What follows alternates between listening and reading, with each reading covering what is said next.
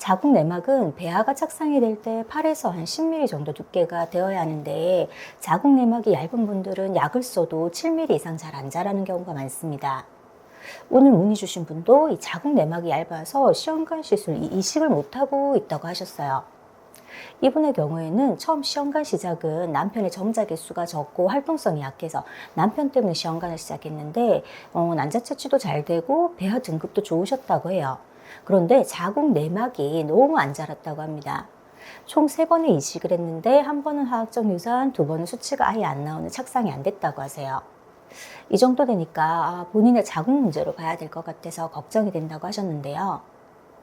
시험관하기 시술하다가 이렇게 문의 주신 분처럼 배아 상태는 좋은데 착상이 안 되면 이 여성의 자궁에 약한 것만이 원인으로 생각하시는 경우가 많아요. 그런데 항상 그런 건 아니고 더 건강한 배아를 만들고 자궁 환경 착상 강화를 하기 위해서는 사실 부부 모두 우선은 노력을 하는 것이 필요합니다. 배아 등급이 좋다고 하면 정말 다행인데요. 하지만 이 배아라는 것이 외형적인 이 분할, 모양으로 결정되는 이런 등급 이외에도 배아의 질에 대한 것은 사실 수치나 이 검사로 측정하기 어려운 영역도 있기 때문입니다.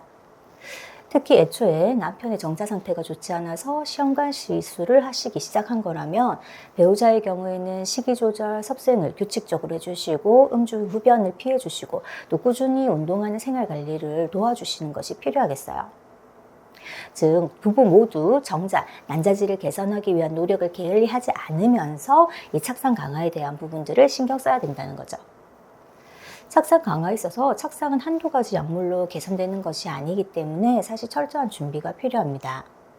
시험관하기 착상 포인트는 호르몬 요법이 없이도 건강한 내막의 재생이 가능해야 하는데요.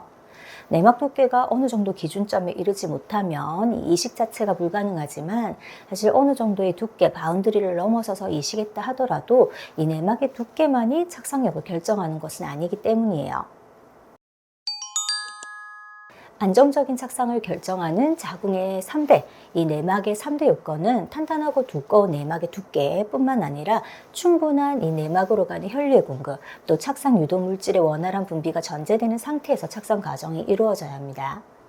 착상이 이루어지려면 이런 내막의 환경이 갖추어진 상태에서 면역학적으로 배아가 내막에 충분히 수용 과정을 거쳐야 임신 성공이 가능한데요. 시험관하기 시술 중에 이 자궁 요인으로 인해서 이식이 만약에 어렵다면 이 앞에 말씀드린 이 3가지 자궁 상태를 개선하기 위한 한방치료 등을 병행하는 것이 필요할 수가 있습니다. 한방치료에서는 침뜸 치료를 통해서 자궁 주변부 혈류의 지속성을 강화시키는데요. 필요에 따라서는 내막 두께를 개선하고 착상 유도물질 분비가 잘 되도록 도와주는 한약을 처방할 수 있습니다. 자궁 내막의 경우 단기간 좋아지기가 어렵기 때문에 시술 전 2, 3개월 정도 충분히 이 자궁 개선을 한 이후에 시술을 하는 것도 고려해 볼 만해요.